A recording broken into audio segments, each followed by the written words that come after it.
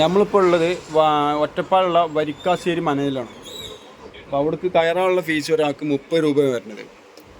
അപ്പോൾ രാവിലെ 8:30 മുതൽ വൈകിട്ട് 5:30 വരെയാണ് അവിടെ സന്ദർശനം ഉള്ള ടൈം.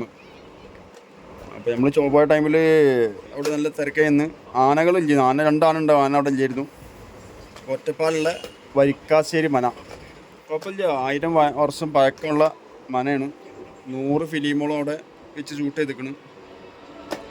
അപ്പോൾ കാണാത്തവരൊന്ന് പോയി കാണാം. Okay, Sham.